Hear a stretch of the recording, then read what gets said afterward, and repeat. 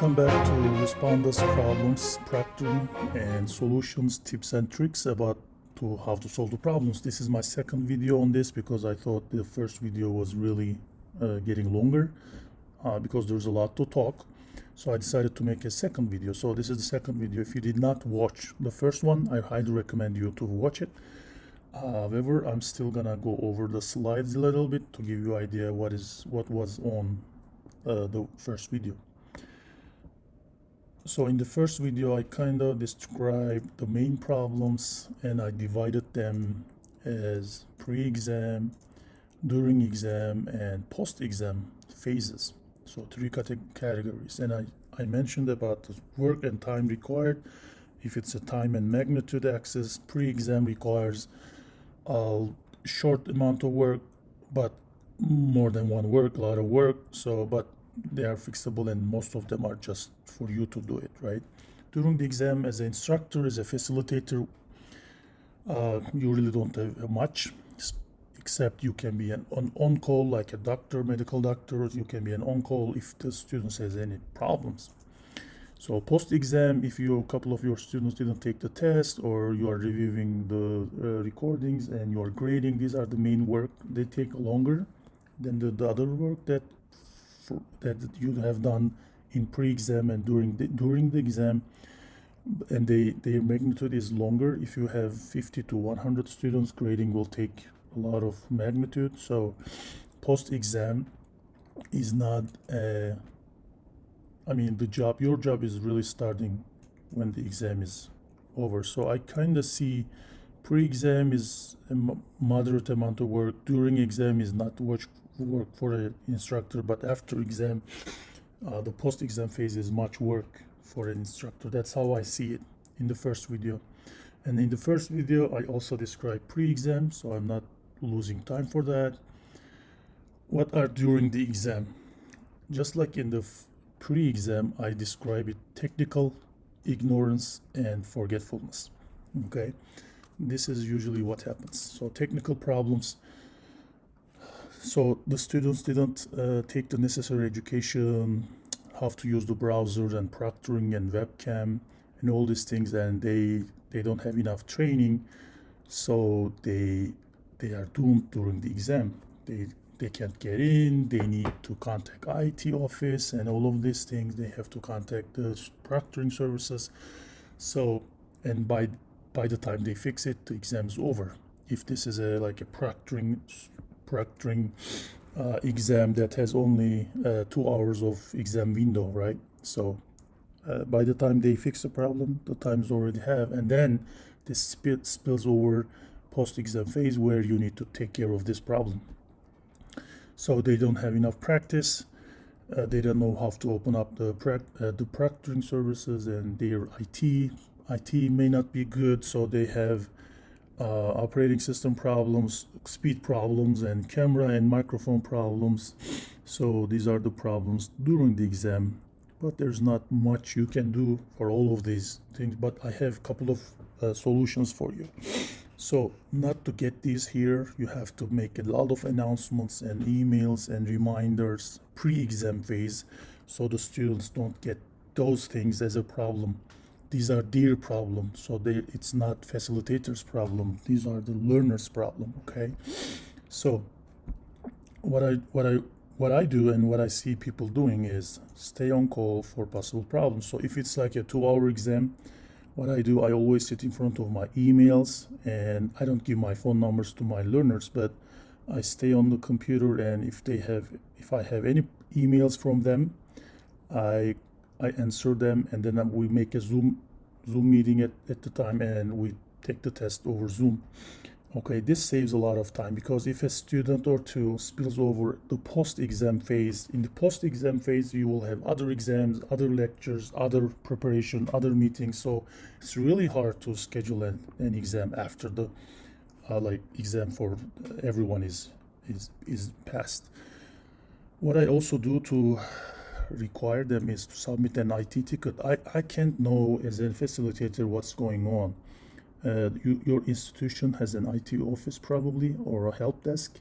So I not encourage them, I require them to submit a ticket and have a number, right? This is just to prevent them just arbitrarily saying, it's not working. So IT help desk helps them, looks into problems. Sometimes it's Wi-Fi connection, sometimes it's their browser, sometimes their software updates. So, but then that's their individual problem and individual responsibility. So, and when I am on call, if they email me, if any of my students email me, I just move them to Zoom. I have another exam on Canvas waiting for those kind of students, and I let them take it on Canvas without proctoring, but I proctor them over the Zoom.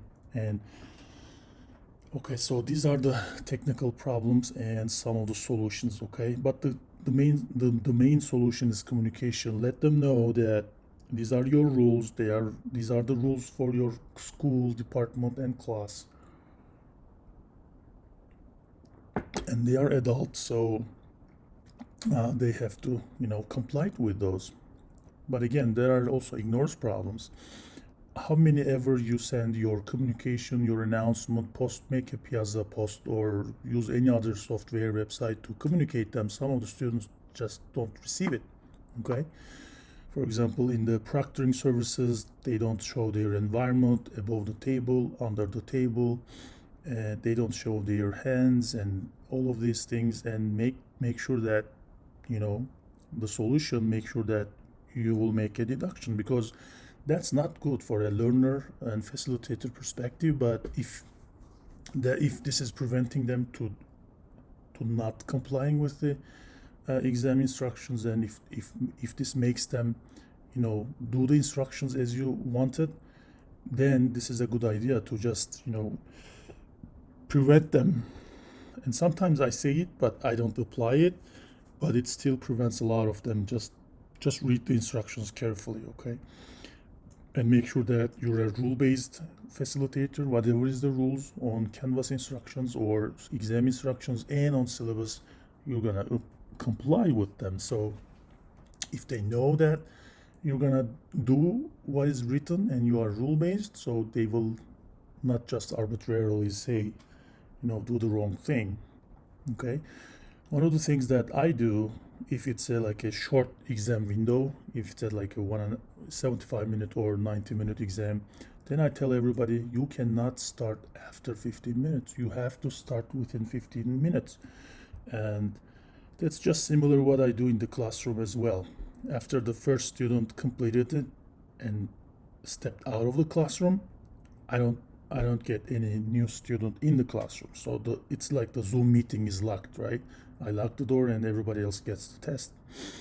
So I tell them, if you start after 15 minutes of the exam start time, then you're not gonna take it, okay? And in Respondus, when you open up the Respondus, you will see who logged in and who has been taking the exam for how many minutes. So all these things are on there. So you can go to Respondus and see who was logged in.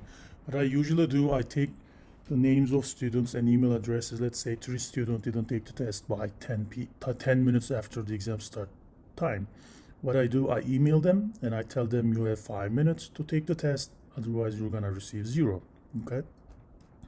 This really helps. So the reason why we are that careful during the exam is because of cheating and academic integrity. Well, nobody's saying that everybody is cheating. Well, maybe one student is cheating, but we have to be fair to everyone, and we have to keep our credentials, school credentials and department credentials. We're not basically selling the degrees, right? We're not selling them. The learners should be gaining their skills and competences and graduate, right? And the other thing is forgetfulness. Sometimes they are not ignorant, but they forget stuff. For example, if you require them to upload a video, a paper, let's say a scrap paper, or their responses, solutions, then they forget. And what I tell them also, when you submit your exam in 15 minutes, you have to upload your papers, okay? This also prevents a lot of cheating. And I can compare their papers, and if I see anything wrong, I get back to them. And one of the things that you can solve this problem is, again, deductions, and again, remind them what is written in the syllabus and Canvas, and also make them start this process after 15 minutes, at most 15 minutes that the exam is over. So not every student, every learner is ignorant. Sometimes they forget, just like everybody. Okay, so you have to differentiate between ignorance and forgetfulness. Post-exam. Well, again, post-exam is not really, it doesn't look like really big work for faculty or facilitators or instructors, but it's a big work. One of the and one of the chunks of work is reviewing the recordings and grading. And if you have any spillover student that needs to take the test, retaking the exam for some of the students and some of the learners. These are the basic chunks of what we do after the test. So reviewing the recordings, it takes a lot of time and hours, and it's really tedious and tiring. So what do we want to do is detect cheating. It happens, but it takes a lot of hours. So, but if I see any cheating, I just report them. I don't really, like, if I am really beyond suspicion, beyond reasonable suspicion, then I really just report them, because I want to keep our credentials trustable. Okay, what you can do as a solution of these long hours is, if you have a TA, RA, course associate, someone that can help you, use that, right? This may be your wife or husband too, so, or maybe a grown-up kid you have, so they can help you. Well, forget about what I said. You cannot really let them see the videos and stuff, right? This is just a joke, but and maybe you can trust the proctoring services artificial intelligence, right? They are trying to flag students. You know what they do? If they are out of the frame, if there's someone in the room, if there's suspicious activity going on, AI just capture them and they flag them, and these flags really saves you a lot of time. You can just check those flags and decide what's going on. So let me jump to this one rather than email communication. About academic integrity, cheating occurs, right? If there's a beyond a reasonable doubt, I just file a report. I don't care, because this is really something that all of us should be careful, because every engineer, every artist, everybody that is graduating, they're going to construct systems and buildings and cars and phones, and so we have to build really safe and reliable products, right? So academic integrity is a big issue. I'm not saying there's a lot. There may be one or two every class, every semester, but we have to report it. And what you can do if you are new, or if you are new to the organization, if you have an academic integrity officer, definitely go them and email them and ask them, your situation. Give them a little bit of background and tell them what's going on, and they will help you out, because that is something that they do every day, right? And if you are suspicion from something going on in the video, try to support it with your evidence, with their scratch paper, with their reference sheet paper if they have, or try to talk to your student in person or online via Zoom or other services. So yeah, support your decision. Okay. Let's say email communication. Let's come back to email communication. After the exam, if there's a technical problem, all the tech problems, they will send you emails. If you did something wrong in the exam, in one of the questions, everybody will email you, because even the 1 point is really important for learners, which is normal, right? Everybody is trying to be careful about their grades, and they care about their grades. Sometimes I see it, they care about grades more than learning, but that's okay. So your inbox will flood with email. So that's why pre-exam is really important, where you set up your timings, dates, question types, and answers.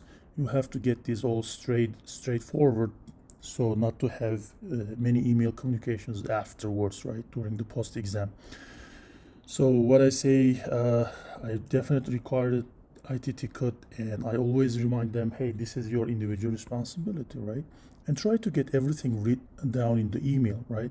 If you tell them, they will misunderstand. There will be no evidence in the future. Sometimes some of my students told me, like, even 1 month later, hey, he said, she said, something like that. So write everything down with email and tell them respond this email, reply this email, don't talk to me, or that's how I communicate. I think that's this way you also make your documentation straight up.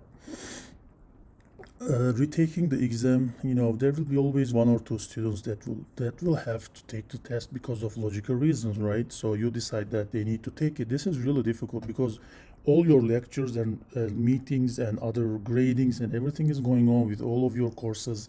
So taking time and finding time that suits your learner and you is really difficult.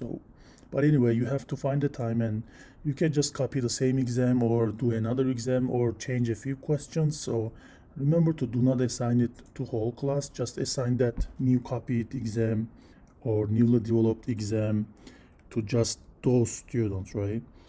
And Zoom is a good idea. So if they are taking it second time, I don't do them to take it over Respondus. I tell them open up the Zoom and I'll watch you live and record. I record it, and then what I do, I make them answer the questions, but I don't record their videos on Respondus, right?